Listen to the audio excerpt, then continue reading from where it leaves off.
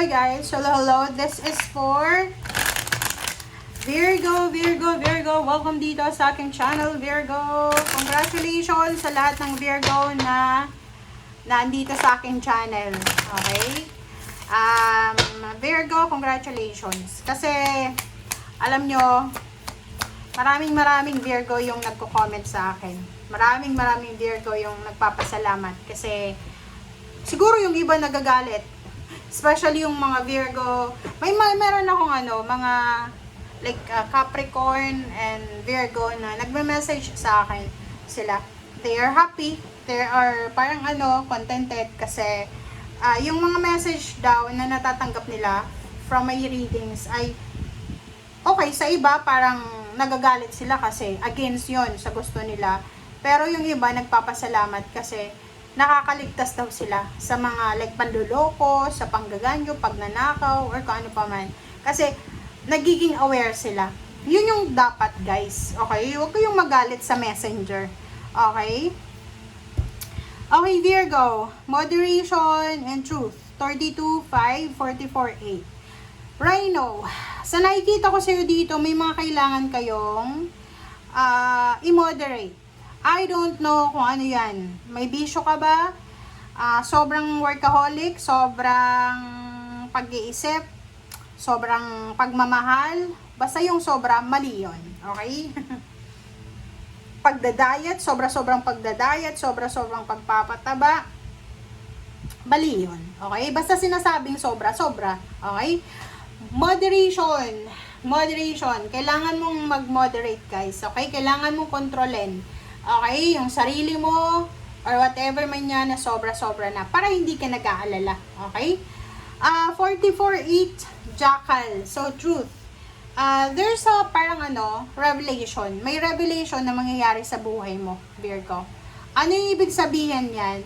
May mga katotohanan ka na matutuklasan or yung ibang tao matutuklasan nila yung katotohanan about sa'yo. Okay? So, let's check.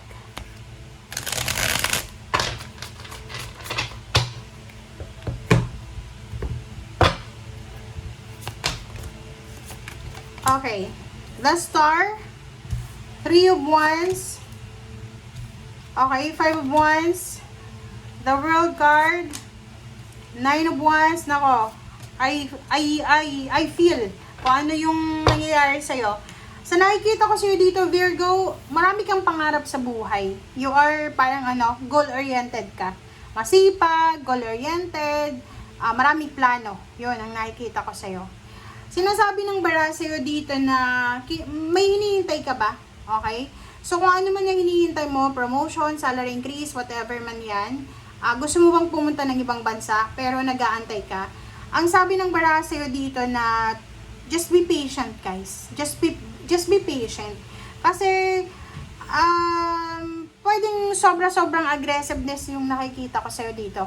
Dahil sa sobrang aggressiveness mo, pwede kang makahanap ng kaaway, ka-misunderstanding, or kung sino man siya. Nakikita ko na pagod ka na. Pagod ka na sa mga nangyayari sa buhay mo. Pagod ka na sa mga plano mo na hindi natutupad, parang ganon. Ang problema lang sa inyo, alam nyo ba kung bakit? Masyado kayong nag-i-expect. Masyado kayong nag-overthink. Sobra kayong magplano. Yun yung problema, 'di ba? Mag-i-imagine ka, magpaplano ka, tapos mapapagod ka, sisisihin mo yung sarili mo. 'Di ba? Mali yun. Okay? Walang imposible. Etong the Star na yan, kaya mo yan eh. Basta maging ka lang, moderate lang tayo. Huwag tayong masyadong mag-expect sa future natin. Mag-enjoy ka sa journey mo, Virgo. Lalo kung bata ka pa, below 30 years old. Below 40, below 50. Nako, enjoy lang. Enjoy life. May song na diba na enjoy life. Ano ba? Mr. Right ata. Okay, Ace of Cups.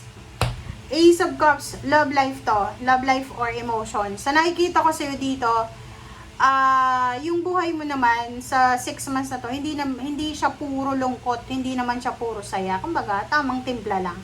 May mga times na masaya ka, may mga months na masaya ka, May mga months na mag-overthink ka, may mga months na aggressive ka, mapapagod ka, parang ganon. Ang nakikita ko sa'yo dito na makakaramdam ka ng freedom. Freedom to be happy. Freedom to choose. Parang ganon. So, yun ang nakikita natin. Yun, oh, 'di ba? Sabi ko sa'yo.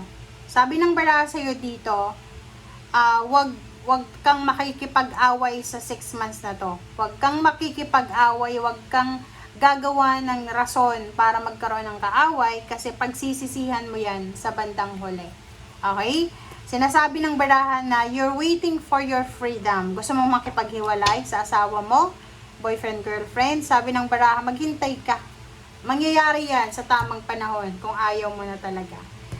Three of Pentacles, so sinasabi ng baraha sa'yo, isa sa mga possible na makakatulong sa'yo or siswertehin ka is collaborate, negosyo, parang ganun, negosyo, partnership and collaboration.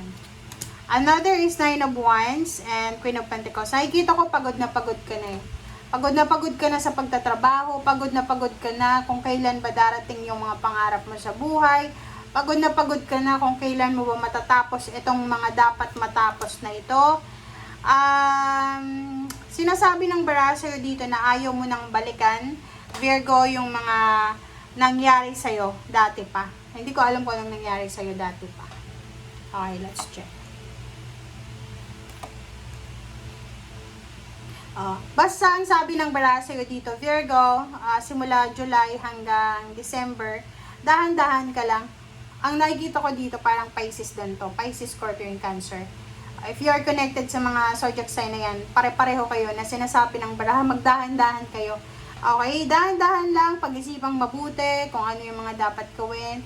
If hindi ka sigurado, ihang, i-pause, i-reject mo na lang, okay? Spend time alone, spend time with the nature, make sure na you have free, free spirit, free mind, parang ganon. For Pentacles, importante din na mag-ipon ka ng pera.